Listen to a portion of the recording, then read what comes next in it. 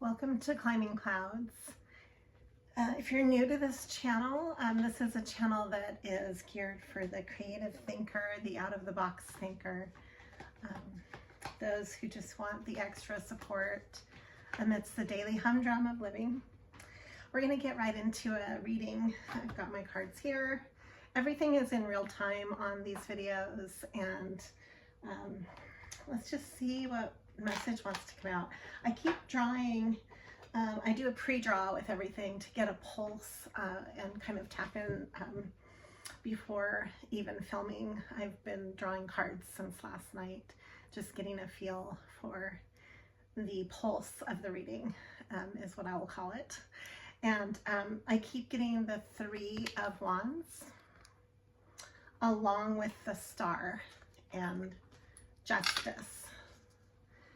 And so this would be the 3-card pulse, because I have probably literally drawn these about 6 times each, just going over and over and bringing up anything that's poignant like that, to me is significant. And it's just kind of a way to scientifically, see what comes up more than once, naturally, just naturally. I like to do that. So these keep coming up every time I draw. We've got the Three of Wands, the Star, and Justice. There is a project or a venue, a opportunity, an idea, a new feeling of a new project coming about from this energy. That it's collaborative, it's creative, and it might just be gestating. So that's really exciting. I know that sounds really general, so let's just get into a reading. But that's the pulse that I'm picking up on. Here again is the Star. On this particular deck, which I'll be drawing from, I'm getting the Nine of Cups and the High Priestess along with the Star. So if you're connecting with this as maybe a divine feminine, you are in your High Priestess mode, and that is bringing about a lot of healing for you. So connecting with that is bringing about the ability to take care of yourself emotionally on a really deep level. So, make time for that. Make the space nurture your High Priestess. That's often a silent presence, and but it's very intuitive. And it's very aware at all moments. It's kind of the most in the moment awareness in your psyche that you can claim, basically. So it's just about being present, and it's about listening and being connected with your deep feminine wisdom. So you're being asked to reclaim that and to trust that, because it's there for a reason. It has evolved through decades of oppression and decades of silence, but it has an astounding presence and voice. So it won't be silenced. The High Priestess is not silenced at all. It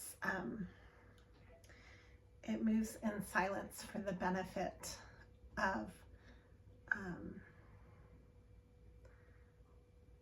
its force. Sometimes we have the biggest insights in that nothingness space. So giving yourself the space that you need to tap into this is really important. I don't know who needs to hear that or why, but that's just part of the message, is that it's really important to carve that out in your life. Like maybe you need to meditate, or maybe you need some long walks.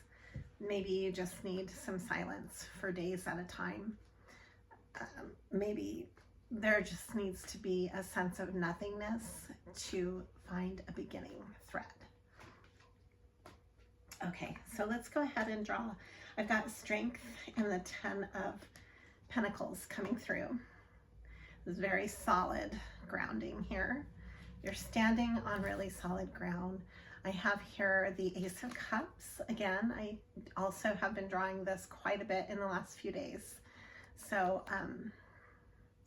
that nurturing self, nurturing yourself, being okay with loving yourself, being like maybe talking in one ear, you have the inner critic, but then you also have the inner guide and the mystic. And I'm saying that right now it's time to take a break from the inner critic.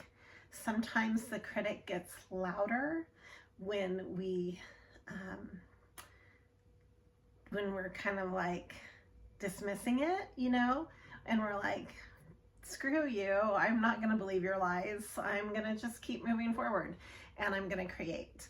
And there's nothing you can do about it.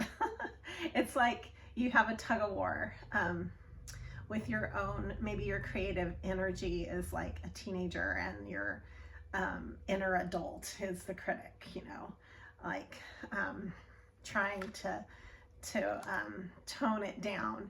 But no, it's okay. You can make all the noise you need to. Stay up as late as you want. It's time to give yourself permission to creatively make some noise and make a mess. And it's okay to do that. Okay? I'm giving you permission. I've got here the Six of Cups. There's like a connection with nostalgic past that is bringing about a healing energy. I think this is part of the star energy as well. So let me see, I've got my cards here. I am sorry, I don't mean to put them under the table. That's not my intention. I'm out of table space. Kind of have a lot on this table. So I'm gonna try to make some room for these little cards here. I have this mini deck it's an apothecary deck. It has like a Dia de los Muertos feel. As we're coming into that season, so I wanted to celebrate that. And I know November is quite a bit ways away, but October is going fast. And here we go. We've got the King of Wands here. This is all part of this energy here that I'm tapping into. Let's see where it's taking us. We've got the King of Wands. The Three of Swords reversed. I've got a King of Wands who's coming out of heartbreak, and the heartbreak is not fresh anymore. It's been processed, so that's good. It's like it's not paramount anymore. It is now just scar tissue. And then we have here the Chariot. So yeah, this King of Wands is moving forward. And that's a very deliberate decision on their path, because the Chariot only moves forward. It's also all about your life calling. So that's really interesting. I have the Devil coming in, some Capricorn energy with something to do with a child, the Page of Coins. Okay. And then I have here the Fool and the Eight of Swords with the Wheel of Fortune. Okay, and the way I'm reading this, I got the message loud and clear. This King of Wands is no fool. And there might be somebody trying to play him for a fool through the use of being manipulative about, there's a child involved and money involved, because it's the Page of Coins, and this is the toxic energy. It's connected with the Devil energy, and but it's in Eight of Swords. It's stuck in their own mind. Like there's a strategic stuckness about this situation, because this King of Wands is no fool. And let's see what else is coming through. It has to do with the Wheel of Fortune. So I'm going to draw from the Muse deck, which I have right here. I'm using a lot of different stones. I'll try and put all of them in the box if I can. I've got everything from Boswanian agate to labradorite in different colors. I'm wearing a lapis lazuli. This is an antique ring that I only wear it for readings because it's so large. Like I don't know. I might even wear it today. I'm feeling really drawn to it, but it has this really nice old mystical feel to it. So yeah, I have this relic energy coming through this reading today. I was playing old jazz.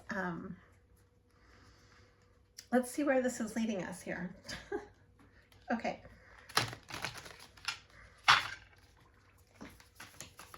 Got Mother of Pearl, aquamarine, peridot, and topaz with aventurine, bloodstone, and rose quartz. And then I also have on a specific stone that I washed up last night. It's a cat's eye. So there's also cat's eye in this reading. You are your own inner mystic, okay? And it's time to allow that to come into your life in bigger doses. It's time to incorporate it more, to choreograph that, is what I'm hearing, in your life, more so than you ever have, because it's an important part, it's an instrumental part of your life. It's coming through music, maybe. I've got the Empress coming through. I've also drawn the Empress twice. I have it over here, the Empress energy. That's really connected with that High Priestess energy too. This is also the Knight of Pentacles coming in. The Knight of Pentacles moves nice and slow. This is the Two of Pentacles. A lot of earth energy. This is rooted in Taurus because the Empress is Taurus. Venus is ruling that. I'm connecting with it really profoundly. My Venus is in Taurus. So if you have any earth in your chart, this might be a time for you right now where you're grounding yourself, because we're going into a seasonal flux. You're going to be going into a change of seasons in a very profound way. This is not a minute change between the months. This is like a complete, like circular change. It's almost like you're going through the entire year of seasons overnight and into this new embodiment. It's very profound. I have the Five of Swords reversed. So you're coming out of a competitive time where maybe you're prevailing. Yeah, you're very inspired. Here's the star energy again. See how she has a star above her head? This is the Six of Wands, and that is victory in tarot language. You know, look up the Six of Wands. Tarot has its own language. So when you connect with tarot readings, you're connecting with that symbolic language. And there's universal meaning in each card, which is why people read it at face value. But then there's the intuitive reading behind it. And that's why each reader has their own voice and has their own style, and they have their own story. Obviously, we're all individuals out here, you know, sifting through maybe the same cards, right? But this universal language, and then bringing through that our own individualized voice. So it's a collaborative journey to tap into the actual language that's being spoken. So if you're connecting with this vibe and this channel, you yourself have a voice that you're connecting with on your own frequency. And I am just encouraging you to turn up the knob on your own frequency and listen to yourself. What are you telling yourself? What radio wave are you contributing to in your own head and in your own life? What ripple effect are you placing through the ethers from your own static? Okay, and then I have the Ace of Pentacles here. Back to the beginning, back to the beginning. You might be starting just a really huge new way of creating security in your life and being on solid ground. You might be feeling like this earth. I feel like my heart right now is cleansing. I have no idea why I'm channeling this, but I feel like this enormous amount of grief is releasing through all of these messages. There's like a really deep cleansing going on. So I'm really excited to release that because I don't want to harbor a lot of grief. None of us want to, right? But I feel like our world right now is grieving because there's just so much residual toxicity that we're having to sift through and kind of like rise up against.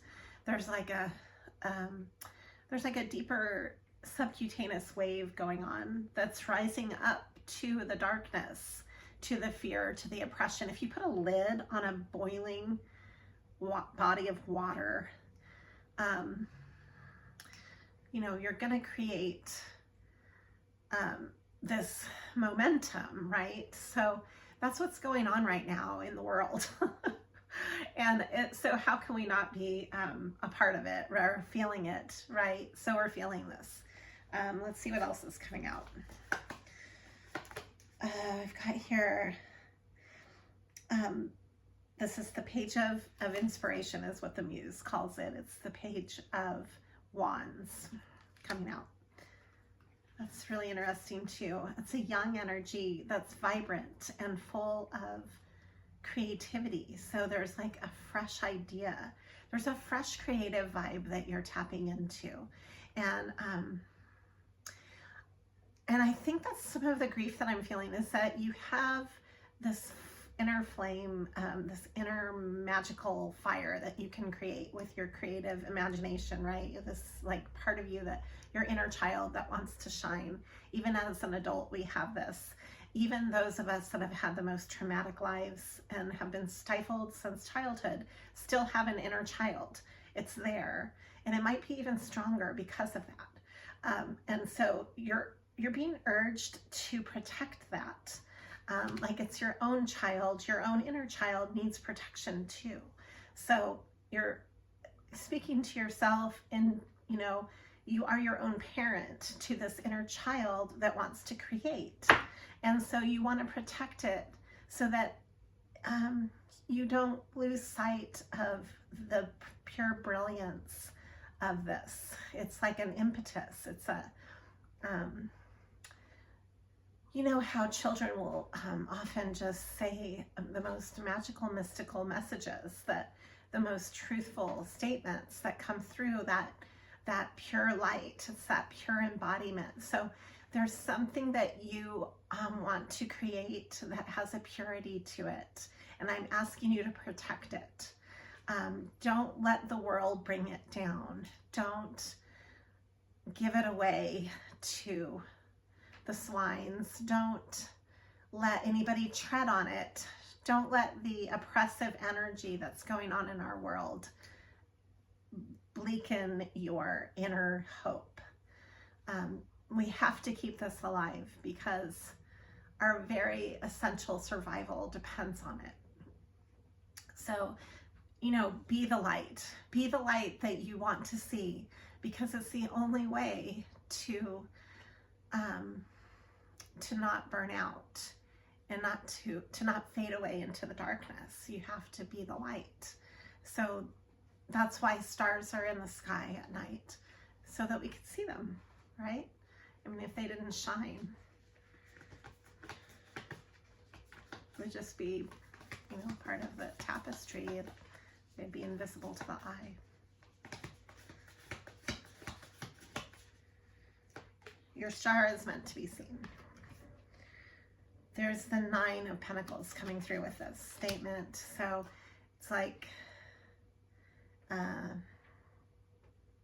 you turn on that light, and that's what illuminates all of the dark places that you've been trying to you know, be able to bring into focus. Sometimes we don't want to look at the dark places, but when you bring the light into them, it allows you to cleanse it in a way of pure intention and awareness. So you're bringing awareness to your process. Bring an awareness to your own light. What do you have to shine that you're holding back? What part of you, and believe me, I'm listening to this too, so I'm just as guilty as you are. I like pretty much hide, I would say probably 90% of who I am, maybe. I don't know. I'm sure some of that has changed with having a channel, but I know what it's like to be a glacier where only part of you is sticking out. And it feels safer that way, to not be seen, to not be a target. You know, we have a world that's kind of histrionic, where a lot of people want to be seen for the wrong reasons, but there's a lot of us that don't want to be seen either, you know? And so it feels safer to kind of hide away in the dark. Your creative energy, your capacity, so to speak, feels safe to hide that away, because if you hide it, then nobody can attack it. Nobody has to feel threatened by it. Nobody has to, you know, target you because of it. Nobody has to, I mean, there's so many different reasons to hide your gifts. I would say most of them have to do with just feeling safe, you know, because we live in a world where people hold grudges and deal with petty exchanges that, you know, they want to just diminish anything that, you know, threatens a sense of superiority, I guess. But, you know, there's a big chunk of us that don't seek that type of power. You know, being collaborative and hopeful and having a soft heart in the world we live in nowadays is a strength. And so if you can continue to do that and to give that merit instead of ego tripping, then more power to you, you know. You're gonna have to stand up for that side of you, because in this world, it's so often the most sensitive are trampled on. And so a lot of us out here who are artists and out of the box thinkers and sensitive empaths, it doesn't feel very safe to have a voice, or to even just exist, you know. But you can't spend years suppressing and oppressing your own way of being, or else it leads to depression. It leads to being stagnant. It leads to the decay, the rotting of the soul. So, you know, it'll come out one way or another. And the best way, I think, is to maybe just allow, in a gentle way, the existence of who we are. You know, we have a lot to say as a human race. What's going on right now? What is your story? What compels you to get out of bed and want to even partake in the madness of surviving? Right? Like, What is the point of all this, right? For yourself on an individual level. What drives you? We have here the Seven of Pentacles coming through. And then the Six of Pentacles. 7, 6 is being generous. So it's like standing your ground and giving of yourself. You're being asked to stand your ground just in your own authenticity, and just to stand with yourself and not run away from yourself. Stop hiding from yourself. That's what you're being asked to do. You're being asked to take a moment and look yourself in the eye. What do you want to say to yourself? What do you need to be doing? What is important to you and what moves you? That's what's coming through this message right now as we speak. It's the Muse of Emotions, the Muse of Cups. Connecting with the Muse of, in this deck, let me connect it through another deck so that I can speak more directly. I've got here also the Muse of Pentacles. Your inner muse is speaking. We've got the Two of Swords coming back through and the Four of Pentacles. So you might be very guarded. I'm speaking to your guarded muse. I've got the Three of Swords again coming up.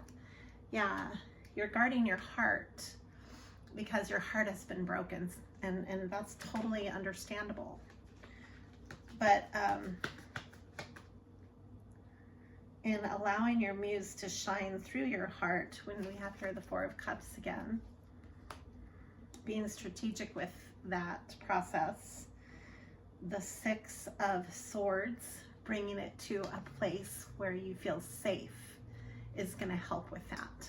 And so creating that safe space within your own lifestyle is probably the best way to go about it. This channel is inspired by books such as The Artist Way, where you can create that safety daily through your rituals and how you live. There's a lot of great things out there that you can read, but that's one of the inspirations for this channel. And it's just having the direct decision to create some space in your life somehow that feeds you on the emotional, artistic level, and that is safe for you to exist within that. And so, I mean, for me, it's through my work with flowers and this channel, and when I connect through different mediums, like, you know, just expression. What are you happy to do when you express yourself? Like, you know, painting something or creating something that makes you feel more alive. Getting out into nature, connecting outside as well is something that really helps. And grounding yourself, cleansing yourself, being aware of your own self-care on so many different levels. All of that is important. Taking yourself on the art dates where you're taking yourself to what you love and what you love to do. That's going to be different for each and every one of you. And so this message is coming through as a gentle reminder to create this safe vehicle in your life, not just in spurts or spasms, but in a daily rhythmic way. Okay? And I've got the Two of Cups coming through.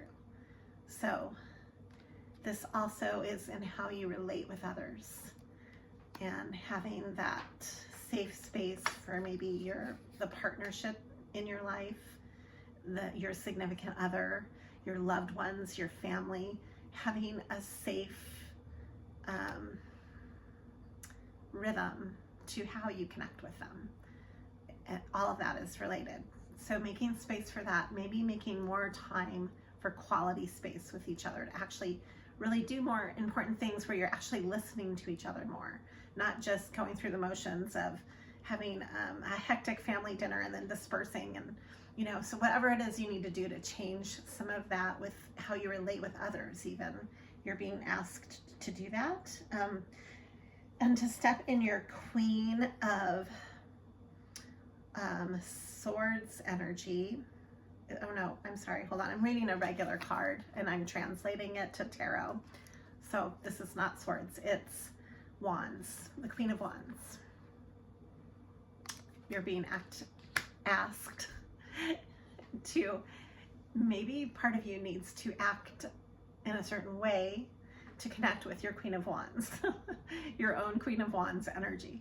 You're being asked to do that. And I've got the King of Wands here too. So there's no gender in tarot. Both of these can speak just as profoundly to one person as the next. So we have the Queen and King of Wands, and this is a pair. It's very magnetic, attractive, confident energy as a pair, coming through the Seven of Wands and the Three of Wands to the Six of Cups. And yeah, the Seven. I have the Seven of Wands twice. Wow, this is really cool. So you're really standing your ground creatively as a couple. And then I've got this collaboration again, the Three of Wands, and it's some kind of, maybe a project that you're meant to do with your significant other that ties in a feeling of like a soulmate energy, or like a healing of the past, of your inner child. It'll heal your past to do this project that wants to come through. That's really exciting. I also have the Knight of Cups, or not the Knight of Cups, the Knight of Wands. So going after what it is that you're excited about is going to help with that. All the same cards are coming back through, so that definitely clarifies that to me. And the King of Wands coming back through. It's all coming back through. Let me draw from one final deck here, and I'll clarify with the crow. I have the mini crow here as well. So what is the point of this message? Like, why am I going on a tangent about all this creative stuff? Is this something that, am I just spinning the wheels here? I've got here the Queen of Cups. So I really think that this is going to help you heal your heart. And it's going to put all of the toxic ways that you distract yourself on its head. You can detox by building up this space for yourself, building up your vehicle in your life to give yourself permission to create. What is it that you want to say? What do you want to create? What do you need to give yourself more room for in your life? I have here the Nine of Wands,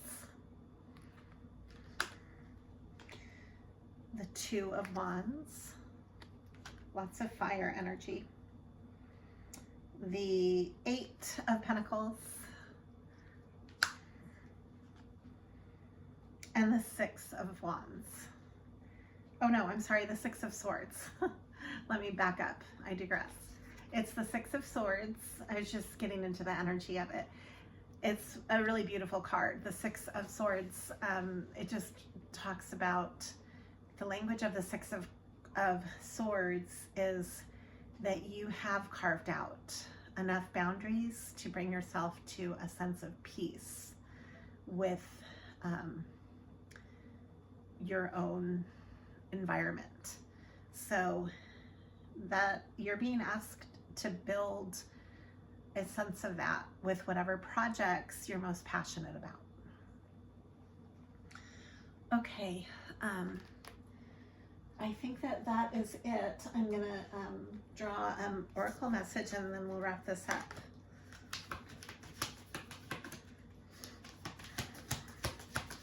been very cleansing for me. Thank you. I actually felt kind of paralyzed for a while where I just couldn't get onto the channel.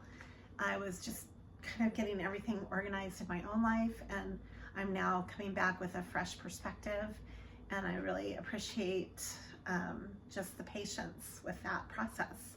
It's something that can't always anticipate. So I keep drawing these keep coming back through. This is Butterfly Garden and Lullaby. So maybe you are creating like new soothing ways to calm yourself down. Maybe you're really taking a step back so that you can not be so stressed out. Maybe you're creating more rituals of change and transformation in your life to take away some of the stress that you deal with on a daily level. And some of this could have to do with music too, and just having that in your environment as a de-stressor and as a creative conduit. Maybe it's time to tap into that more, to that side of your brain. There's some secrets here that you're tapping into in this process. And this is where the magic lies. The abracadabra card. So I always get that song. This card makes me laugh. It's that old song from the 80s. Abra, abracadabra. I wanna reach out and grab ya.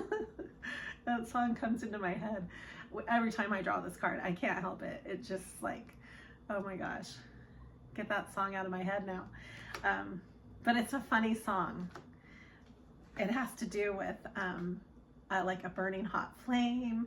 Do you remember the old lyrics? Maybe, I don't know. I'm sure it dates me. I'm an old school person here on YouTube.